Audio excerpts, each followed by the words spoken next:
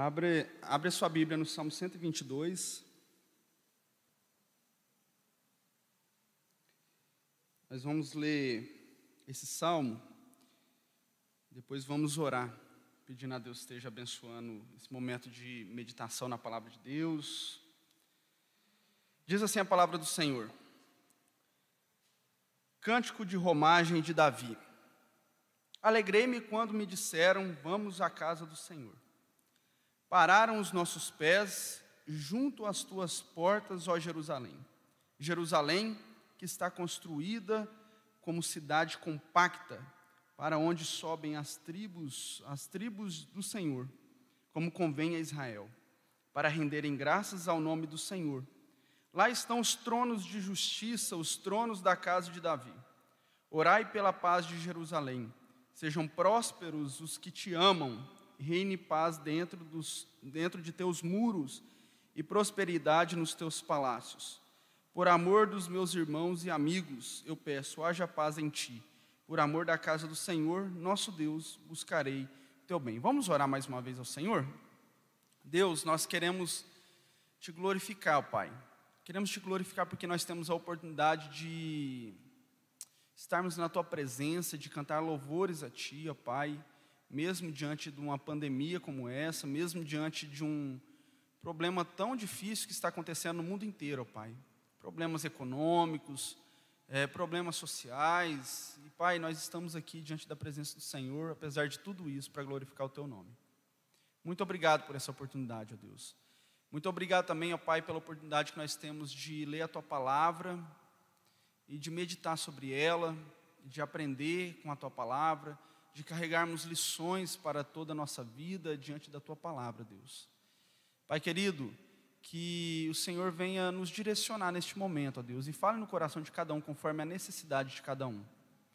Pai, nós sabemos que nós somos falhos, pequenos, pecadores, mas a tua palavra é rica e eficaz.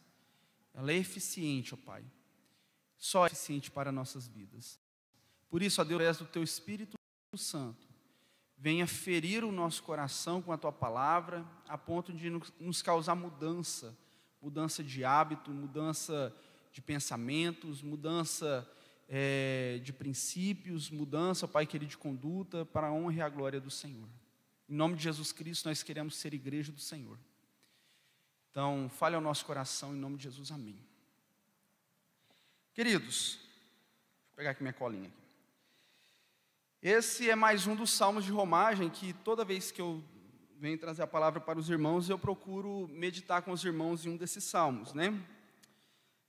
Eu me apaixonei depois de ler aquele livro do Augusto Nicodemo, Caminhos de Fé, onde ele faz comentários sobre esses salmos de romagem, e eu me apaixonei por isso. Me apaixonei por isso porque, coincidentemente, foi num período onde eu comecei a ler esse livro, foi num período quando eu assisti o filme O Peregrino mais uma vez, né? Aquele filme antigo, velhinho, ruinzinho, né? E quando a gente assiste o filme Peregrino, o nosso coração ele é desafiado a viver como uma pessoa estranha nesse mundo, né? Diante disso que tudo que a gente tem vivido, isso tudo vai nos mostrando que nós não pertencemos a essa terra. E nós, de fato, somos um peregrino, vivendo numa terra estranha, caminhando para uma cidade maravilhosa, que é a Nova Jerusalém. E é isso que eu senti quando eu comecei a ler o livro do Augusto Nicodemo, Caminhos de Fé, onde ele faz as exposições lá, os comentários nos salmos de romagem. Esse é mais um dos salmos de romagem. Salmo de romagem, para quem ainda não ouviu sobre isso, para o propósito de ser cantado, ele foi escrito para ser cantado durante a peregrinação dos israelitas até a cidade de Jerusalém. Eles compunham salmos, eles escreviam salmos para ir recitando ou então cantando durante as suas viagens perigosas, viagens que duravam dias às vezes, viagens que fazia esse peregrino, né, esse viajante passar por vales, montanhas, penhascos, caminhos perigosos, a ponto de serem assaltados por bandidos, né? Também sofrerem ataques de leões, ursos, lobos e qualquer outro tipo de bicho feroz que existia ali naquela região. E eles cantavam esses salmos expressando os seus sentimentos, aquilo que eles sentiam durante toda a caminhada. E é interessante como esses salmos, eles revelam exatamente aquilo que nós vivemos no dia a dia, nesse percurso que nós temos até a Jerusalém Celestial. Esse salmo foi escrito, assim, diferentemente dos outros salmos, né, que eu meditei aqui com os irmãos, que foi o Salmo 120 e o 121, que nós não sabíamos quem foi que escreveu. Esse salmo, ele foi escrito por Davi, pelo rei Davi, aquele homem que a gente tanto admira aqui na Bíblia. E o que acontece?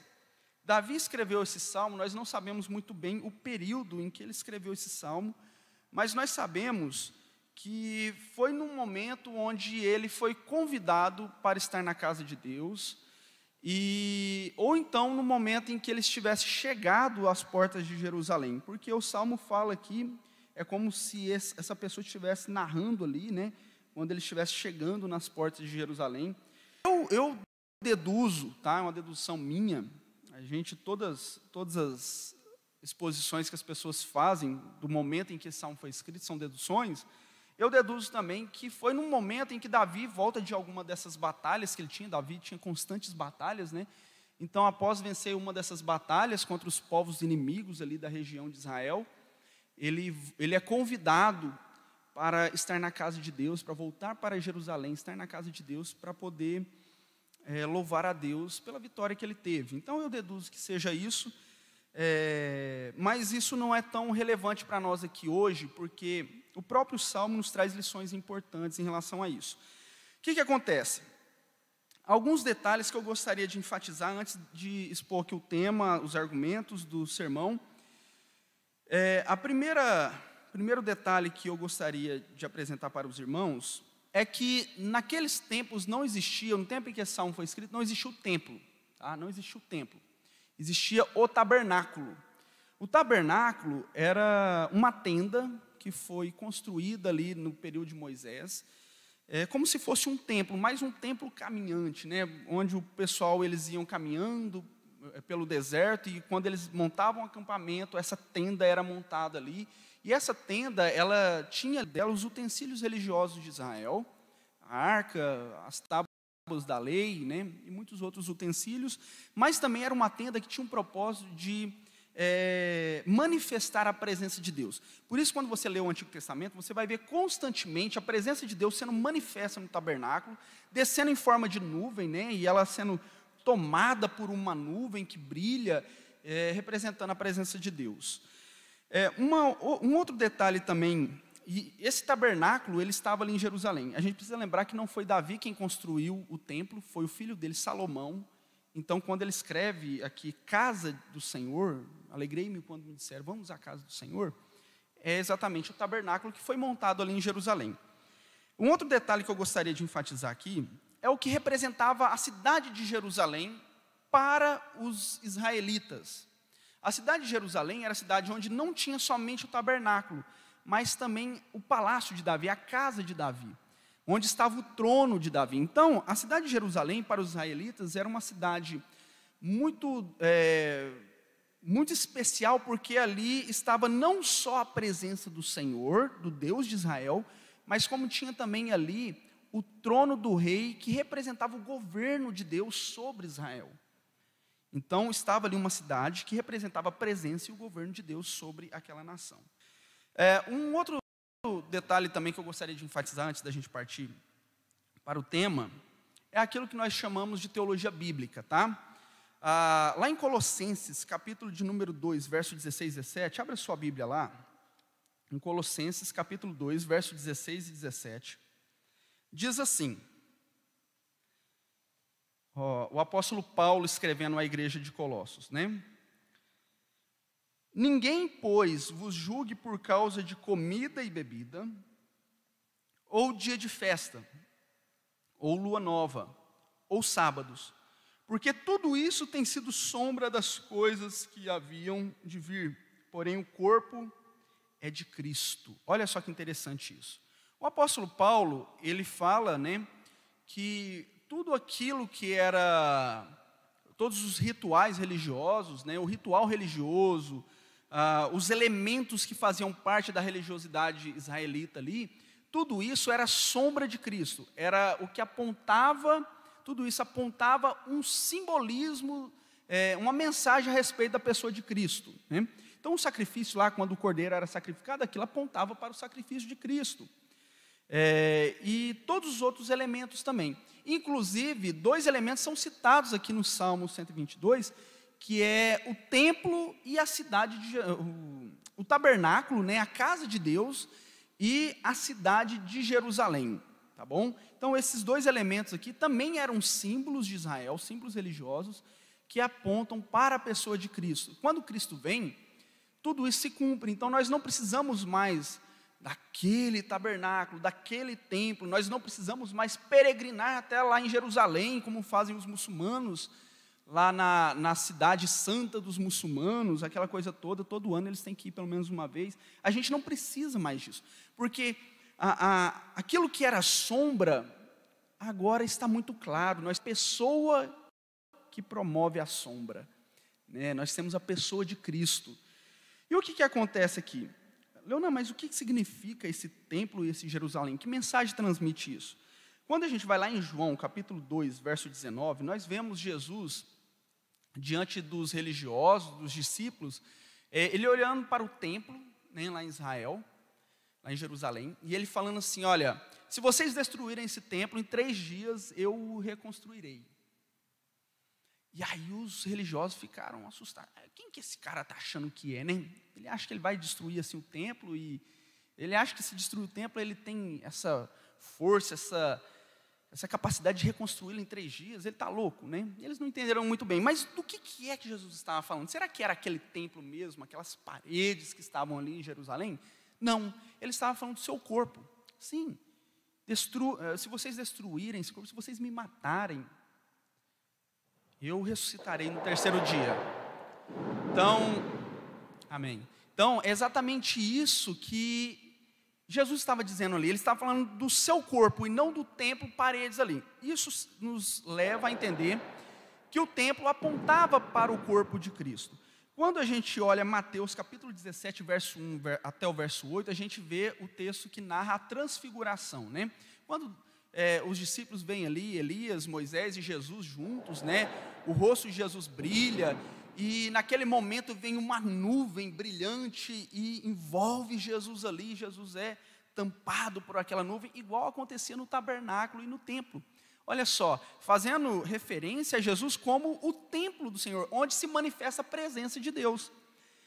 E por fim, nós podemos ver em Romanos capítulo 12, do verso 4 ao verso 5, aquilo que a teologia sistemática chama de extensão do corpo de Cristo, que é a igreja, onde o apóstolo Paulo fala que nós somos membros do mesmo corpo, e esse corpo é o corpo onde Cristo é o cabeça, ou seja, nós somos partes do corpo de Cristo. Cada irmão aqui, todos nós reunidos, nós formamos o corpo de Cristo. Então o templo no Antigo Testamento, ele apontava para o corpo de Cristo, para Jesus e também a congregação dos santos, que é exatamente isso que nós estamos vivendo hoje, tá bom? E a cidade de Jerusalém? Lá em Apocalipse capítulo 21, do verso 1 ao verso 4, vamos ler esse texto, fala o seguinte, olha só que interessante. Vi novo céu e nova terra, pois o primeiro céu e a primeira terra passaram e o mar já não existe. Vi também a cidade santa, a nova Jerusalém, que descia do céu, da parte de Deus, ataviada como noiva adornada para o seu esposo. Então ouvi grande voz vinda do trono, dizendo, eis o tabernáculo de Deus com os homens, Deus habitará com eles, eles serão povos, e Deus, o Deus mesmo estará com eles. E lhes enxugará dos olhos toda lágrima, e a morte já não existirá. Já não haverá luto, nem pranto, nem dor, porque as primeiras coisas passaram. Olha só que interessante, o apóstolo João fala que vai descer do céu a nova Jerusalém. Isso fazendo alusão à cidade de Jerusalém agora, mas é uma nova Jerusalém. Não é aquela Jerusalém cidade ali, é a Jerusalém corpo de Cristo. Oh Deus, abençoe, em nome de Jesus. É a Jerusalém corpo de Cristo, tá bom? Então, a cidade de Jerusalém faz referência à igreja gloriosa, à igreja na eternidade, tá bom? A igreja agora glorificada diante de Deus. Enfim, tendo consciência disso tudo, queridos, do que é o templo, do que é a Jerusalém, né, do que é o tabernáculo, a representação disso tudo, a gente pode agora partir para um outro detalhe muito importante, que são os peregrinos. Os peregrinos, eles aderiram a esse cântico de Davi, esse salmo de Davi, para eles cantarem durante as suas peregrinações, durante o seu percurso até a Jerusalém, a cidade de Jerusalém. E o que acontece ali? Quando eles caminhavam até Jerusalém, eles cantavam esse salmo, expressando o seu amor pela cidade e também pelo tabernáculo.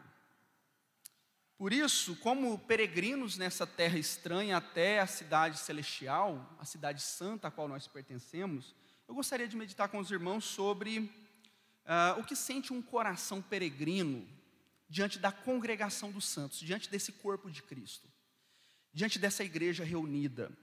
O que sente um coração peregrino quando ele ouve a mensagem da Nova Jerusalém? Quando ele se lembra do seu futuro, do seu destino, de onde ele deveria estar, por onde ele caminha para chegar, né, o seu destino. O que sente esse coração? O que sente esse coração quando nós falamos de eternidade? O que sente esse coração quando nós estamos entre irmãos? Primeiramente, nós vemos o salmista Davi falando sobre um coração alegre. Olha só o verso de número 1, onde diz assim: alegrei-me quando me disseram, vamos à casa do Senhor. Alegrei-me quando me disseram, vamos à casa do Senhor. Davi, quando ele é convidado a estar no tabernáculo, que representava a presença de Deus, que hoje está muito claro para nós, que fazia menção ao corpo de Cristo, ele sentia muita alegria. Ele sentia profunda alegria. E não só Davi expressava isso, como também os peregrinos, durante a sua peregrinação, eles expressavam profunda alegria. Imagine só você, um pessoal que morava distante da igreja, que poderia ir lá na igreja, né, em outras palavras, 2, 3 vezes só ao ano, talvez uma, conforme a sua condição financeira. Imagine só você frequentar a igreja aqui, uma vez só por ano, 2 ou 3 vezes só ao ano. Os irmãos reclamando, né, assim, poxa, eu queria estar lá todos os dias na igreja, né, é tão ruim estar nesse momento de pandemia, porque a gente não pode estar na igreja. Então eles expressam essa tristeza. Imagine só você, se você pudesse estar na igreja apenas 3 vezes ao ano. E aqui, o peregrino, ele expressa, quando ele cantava esse salmo, ele expressava a sua alegria. Chegou o tempo de eu estar lá, no tabernáculo, no templo, né, na presença de Deus, na Jerusalém, né, na cidade santa. Então eles expressavam profunda alegria. Nós, como peregrinos nessa terra estranha, nós precisamos ter essa alegria em nosso coração. É um sentimento natural de quem é de fato peregrino. Nós sentimos essa alegria ao falarmos, ao sermos convidados para estar juntos como irmãos, reunidos, para glorificar a Deus diante da presença de Deus. Eu tenho um testemunho para contar. Segunda-feira passada, quando eu voltei lá da Alvorada, lá do açougue lá do Silvio, eu faço devocional lá nas manhãs, né? Então, quando eu voltei da devocional, eu cheguei, eram umas 8 e pouquinho aqui em casa, e eu me deparei com um senhor aqui da igreja. Eu sou evangelista, né? Eu acredito que todos conhecem ele, é um senhor bem antigo aqui da igreja. Me deparei com o senhor evangelista e comecei a conversar com ele, né? Que ele trabalha como ourives aqui no mercadinho aqui. E ele começou a contar como que ele estava, a gente ficou ali um tempo proseando. De repente ele parou, respirou fundo e o olho encheu de lágrimas e falou assim: pastor, sabe qual que é a minha maior tristeza nesse momento de pandemia? Aí eu falei assim: pode falar, seu evangelista, o que é? Ele falou assim: é porque eu não posso estar na igreja. Eu sinto saudade, pastor. Eu sinto saudade, eu queria tanto estar lá, assistir os cultos. ver os irmãos, abraçar os irmãos. Queridos, aquilo partiu meu coração como se fosse um machado enfiando no meu peito. Sabe o que isso nos mostra? O que é um coração peregrino? É um coração que ama estar com seus irmãos, para cultuar a Deus, para exaltar ao Senhor, para ali glorificar a Deus diante da presença de Deus. Ele demonstra profunda alegria a ponto de, o oposto disso, transmitir tristeza. Mas não é somente esse sentimento que está num coração peregrino. Quando nós observamos do verso de número 2 ao verso 5, nós vemos Davi admirando, contemplando a cidade e admirando ela. Isso nos revela que um coração peregrino, quando ele está diante da congregação dos santos, quando ele está diante da presença de Deus, o seu coração se enche de admiração. Davi, ele olha para a cidade, olhem só o que ele diz. Ele entra na cidade e fala assim, a partir do verso número 2: pararam os nossos pés junto às tuas portas, ó Jerusalém. Então quando ele estava entrando na cidade de Jerusalém, ele para, ele não continua, ele olha então para Jerusalém e ele fala: Jerusalém que está construída como cidade compacta, para onde sobem as tribos do Senhor, como convém a Israel, para renderem graças ao nome do Senhor. Lá estão os tronos de justiça, os tronos da casa de Davi. Então ele começa a contemplar a cidade, ele começa a admirar os detalhes da cidade. Uma cidade que é compacta, forte, fortalecida, uma cidade onde estava o tabernáculo, por isso as tribos iam até aquela cidade para renderem graças ao Senhor. Uma cidade onde estava o trono ali do rei, que apontava para o governo de Deus sobre Israel. Ele começa a admirar os detalhes daquela cidade. O coração de um peregrino, assim como o de Davi, durante o seu percurso, imagine só você caminhar por dias, sofrendo perigos, e de repente ele chega no seu objetivo, na cidade, foco, onde ele estava procurando chegar lá, e aí, então ele para, e ele observa a cidade, e essa admiração também toma conta do peregrino, que esteve ali da última vez no último ano. Ele começa a admirar, ele começa a se alegrar. Queridos, um coração peregrino é um coração que, quando ele está com seus irmãos, ele admira a presença de Deus. Ele admira esse aglomerado de pessoas aqui, juntos com o mesmo propósito, que é exaltar o Senhor e ouvir a palavra do Senhor. Só que nós devemos tomar muito cuidado, sabe por quê? Porque muitas vezes nós somos tentados a não contemplar com admiração a congregação dos santos, a Jerusalém celestial. Muitas vezes nós somos tentados a contemplar com pessimismo, com críticas, com um coração muito ruim. Eu não sei se você conhece, eu conheço pessoas assim. Pessoas que toda vez que a gente fala sobre a igreja, ele só critica, só fala mal. Sabe aquela pessoa que só sabe falar mal das coisas do culto? Fala mal do louvor, fala mal da liturgia, fala mal da palavra, fala mal daquele pastorzinho barbudinho que prega mal, fala mal dos presbíteros, fala mal dos diáconos, fala mal, só fala mal, só critica, só fala.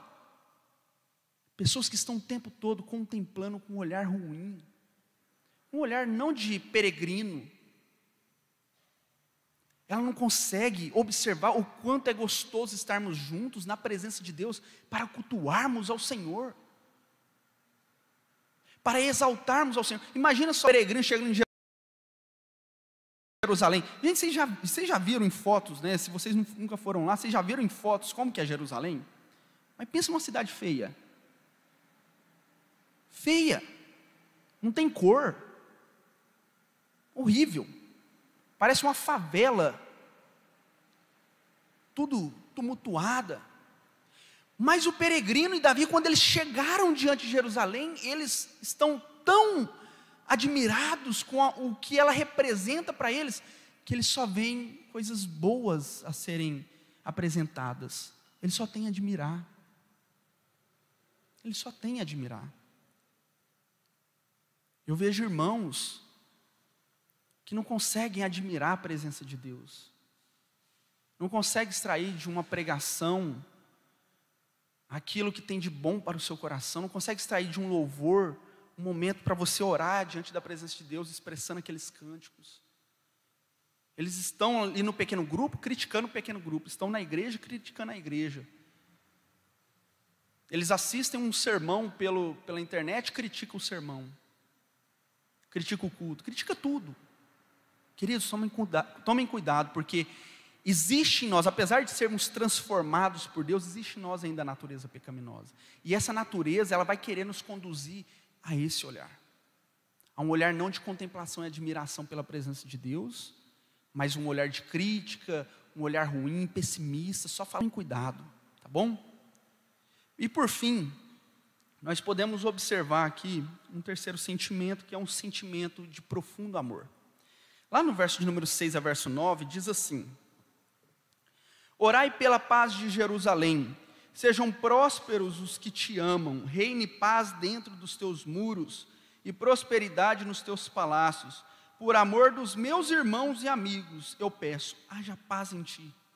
Por amor à casa do Senhor, nosso Deus, buscarei o teu bem. Observe só que o salmista, ele expressa um profundo amor, e esse profundo amor, ele se encontra, quando ele, aqui nesse texto, do verso 6 ao verso 9, em 4 versículos, ele fala sobre o amor 3 vezes. Primeiro, ele fala do amor daqueles que amam Jerusalém. Depois ele fala do seu amor pelos seus irmãos e amigos que estavam ali em Jerusalém. E depois ele fala sobre o seu amor à casa do Senhor. Então ele está expressando um profundo amor. E o que é interessante também é que tem uma outra palavra que ele cita 3 vezes aqui, que é a palavra paz. Ele deseja paz a Jerusalém. E essa paz, ele fala 3 vezes aqui. Mas o que é interessante é que essa paz, ela é consequência do que ele sentiu por Jerusalém, pela casa do Senhor, pelos seus irmãos, que é amor.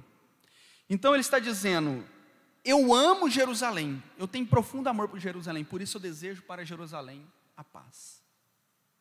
Eu desejo a paz. O peregrino também desejava essa paz, por isso ele cantava esse salmo. Ele desejava essa paz, porque se houvesse paz em Jerusalém, se houvesse paz em Israel, ele poderia caminhar tranquilamente até a chegada de Jerusalém. E ali ele poderia festejar e glorificar a Deus.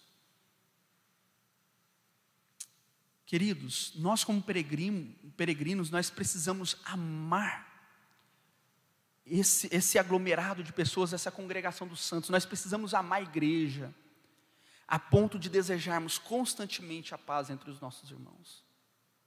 Nós precisamos amar de tal forma a igreja de Cristo, a ponto de lutarmos para que haja paz. Nós precisamos abster do nosso coração todo aquele sentimento de guerra, de confronto, de conflitos, todo aquele sentimento de vamos peitar, eu vou enfrentar meu irmão porque ele falou uma coisa que eu não gostei, eu vou falar isso para os irmãos ali, para a liderança da igreja, porque eu não gostei disso. E aí um espírito de guerra, esse espírito de guerra não faz parte de um coração peregrino. Não faz parte. O que faz parte de um coração peregrino é o desejo pela paz no corpo de Cristo. É o desejo pela paz na congregação dos santos. Essa paz revela o quanto você ama os seus irmãos, o quanto você ama a congregação. Existem pessoas que são barraqueiras e não conseguem de forma nenhuma expressar paz no corpo de Cristo. São pessoas que o tempo todo que você está perto dela, está brigando com alguém. Eu pergunto para você, eu vou fazer uma pergunta que eu vi uma postagem do Rony, que é um irmão aqui da igreja, um jovem aqui da igreja. Eu achei muito interessante, ele falou assim, como podemos dizer, é um negócio mais ou menos assim, não lembro muito bem as palavras. Como nós podemos dizer que somos alcançados pela graça se não conseguimos, se nós sentimos prazer pela guerra?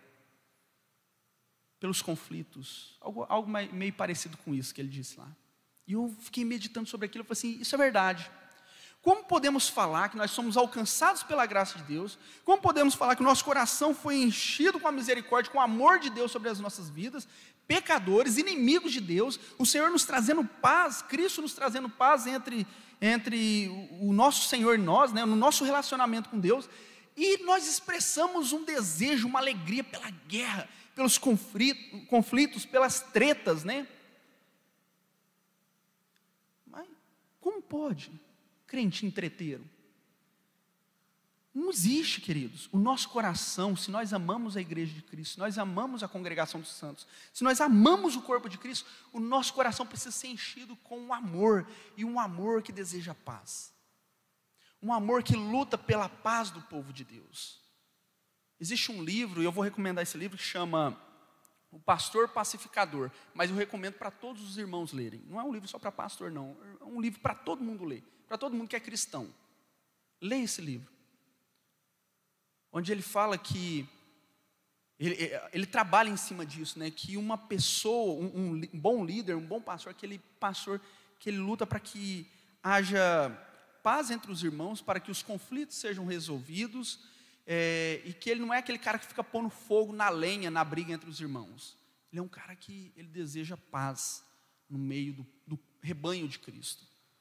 Depois vocês comprem esse livro e leiam. Excelente.